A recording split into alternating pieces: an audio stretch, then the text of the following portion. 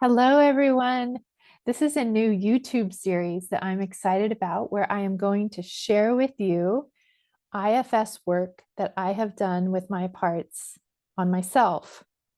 Now, when I first got into IFS, I remember there was a video I watched over and over of a girl just reading an account of an IFS session from a book.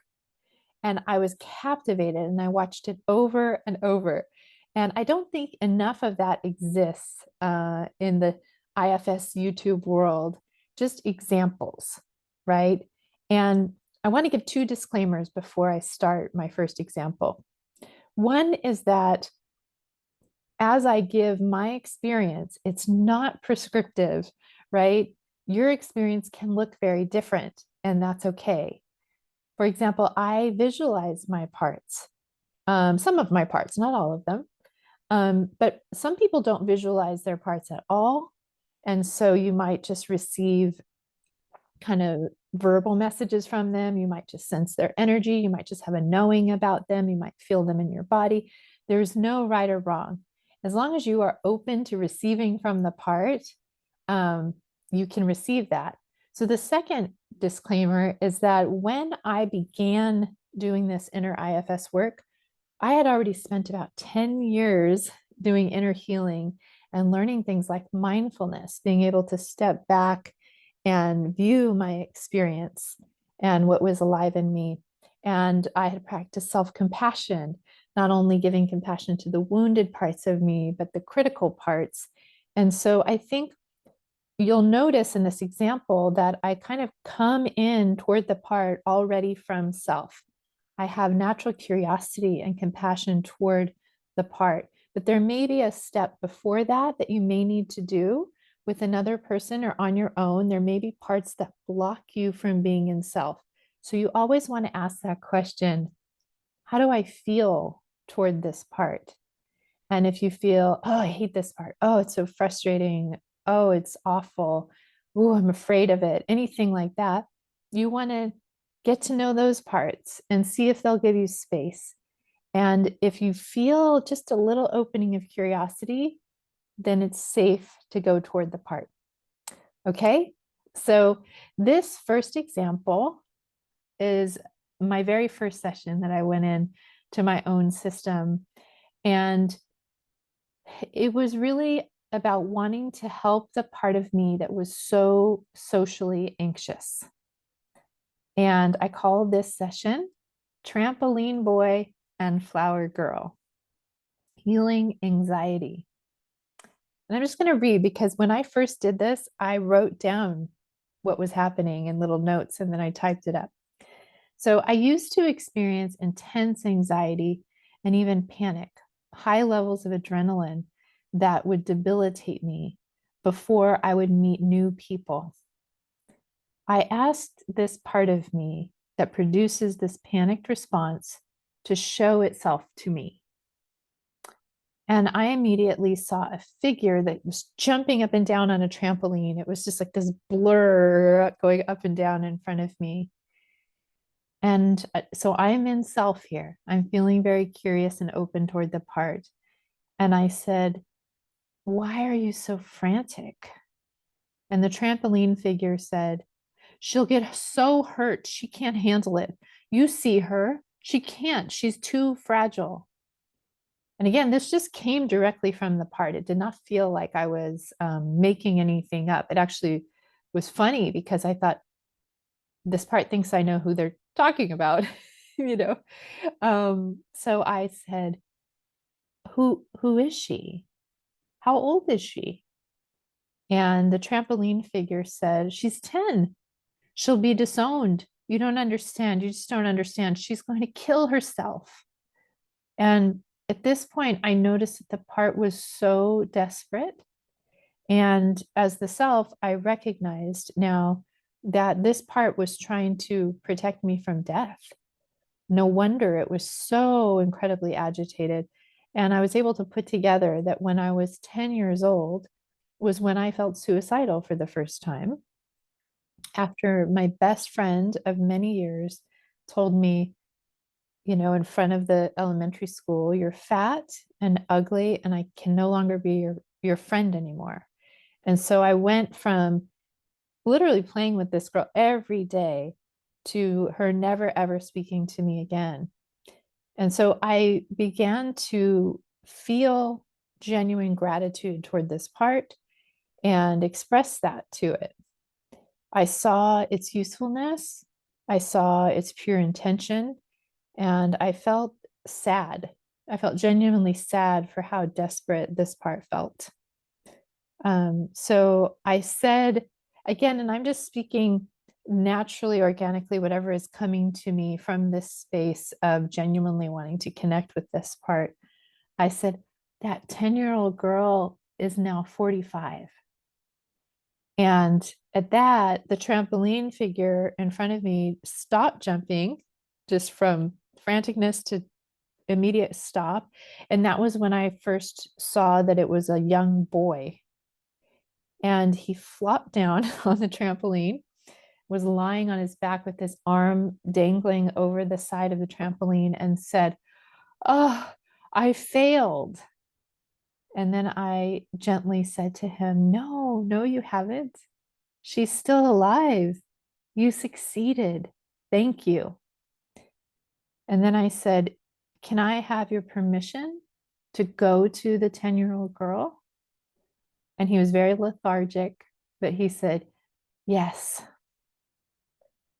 So at this point, I began doing what I call time traveling as my current adult, uh, curious and compassionate, confident self.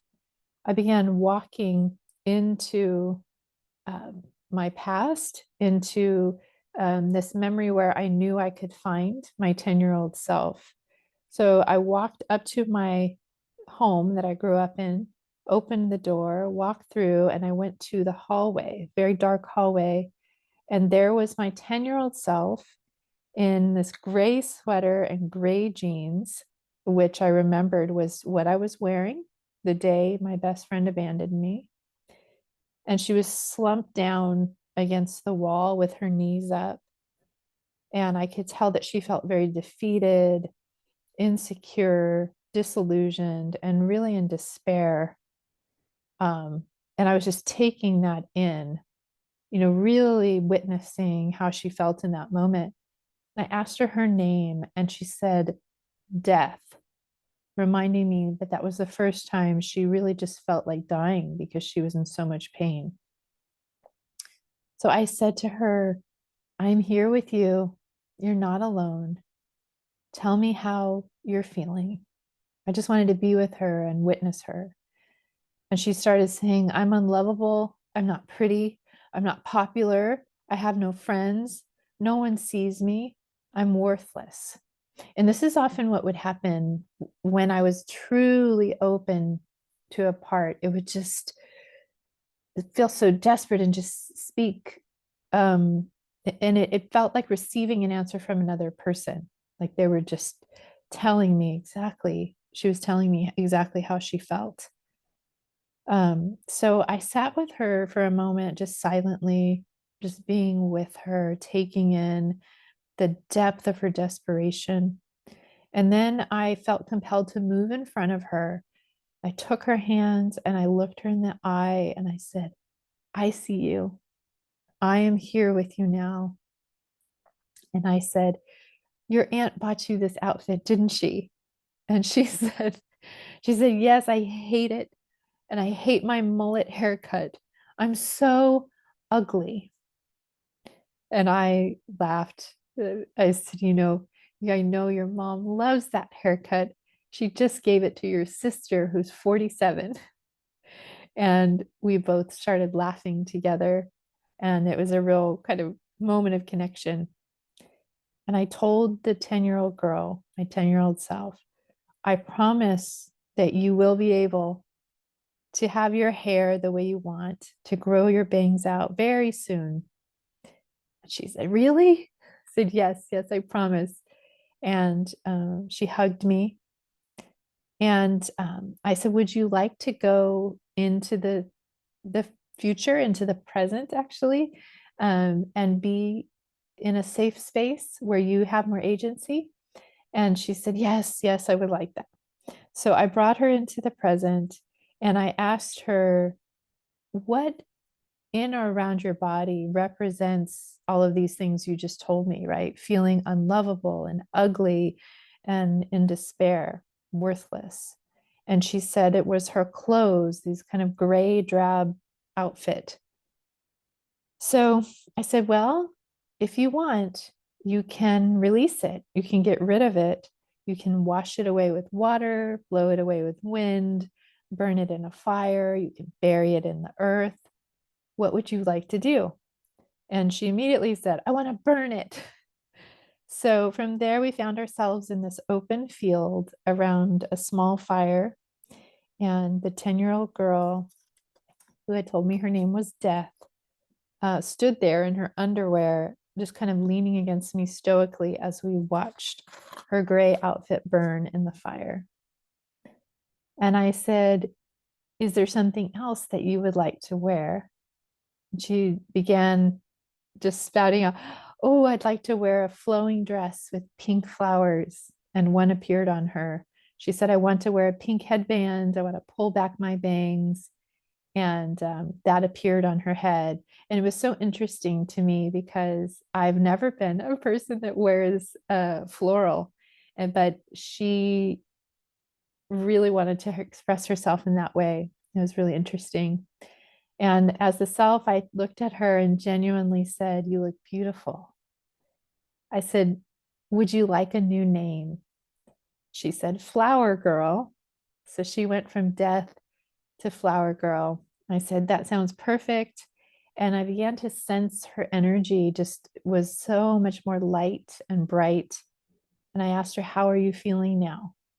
And again, this was a spontaneous answer that came directly from her. She said, I feel like the light has been switched on and I now see all the good things around me. I was trapped in the darkness, but now I can see my neighbors, my friends, my sister, a walk I had with my grandma around the neighborhood, gardening and baking with my mother, camping and hiking with my dad, going to the beach and the park and running and dancing. And it was like she had reconnected to all of these beautiful qualities of connection and being in nature and being free and energetic and expressing herself. And she jumped into my arms and it was very, very sweet. We both felt very content and free together. So at that point, I went back to Trampoline Boy, who had been protecting her so vigilantly. And he was sitting on the trampoline with his legs crossed, but he was smiling. So I asked him, did you see the transformation of Death Girl into Flower Girl? And he said, yes. And he jumped off the trampoline like he was done doing that, but he seemed very weak, kind of like he almost fell down. I said, it's no wonder you feel weak and tired. You've been jumping for 35 years. So I said, it's okay for you to rest. And he smiled. And then I asked him, would you like to take a new role now that you know you don't have to protect the 10-year-old girl? And he said, yes, I'd like to be the girl's friend. She needs a friend. I want to be her companion. I want to play and imagine, sing, dance, walk, talk, and laugh with her. And again, this came very spontaneously from that part. I remember when I was doing this, as the parts would speak to me, I would kind of be in the meditative place of hearing from the part. And then I would almost with my eyes half open, I was writing down what they were saying and dance and sing and laugh. Okay. You know, it was so interesting. They would keep going on. But the self said, that sounds perfect. And then that was my very first inner IFS session. I met Trampoline Boy and Flower Girl. And it was this beautiful session of meeting a protective part, gaining their trust, getting their permission to go to what they protected, time traveling back into that moment, witnessing, reparenting, retrieving, unburdening that part, and allowing her to, unload the beliefs and emotions she got back there, and then bring on her naturally valuable qualities. And so after this session, I then met with both of these parts every day, just briefly, just to check in and see how are you doing, um, for 3 to 4 weeks after that, 21 to 30 days. And it was just so fascinating, right? Trampoline Boy was not completely unburdened. There would be times when I would notice him, right? Especially when I was going into some meeting or something where there was going to be new people, or I was meeting with a new client, and I would feel that, jumping up and down energy. But I would be able to turn toward him and say, Trampoline Boy, I see you there. What are you worried about? Do you need me to go to Flower Girl? What do you need from me? How can I support you? And there was this beautiful relationship. And he, eventually pointed me to a couple other parts that needed unburdening as well before he could relax. And now, I mean, he does not have that anxious energy anymore. He may just pipe up and say, hey, something might be off with this connection. We need a boundary or something like that. It's just very, very supportive. And Flower Girl is completely unburdened and runs and plays freely in my system. So I hope that that example was helpful to you. If you have any questions or you want to share your experiences, please feel free to do that in the comments.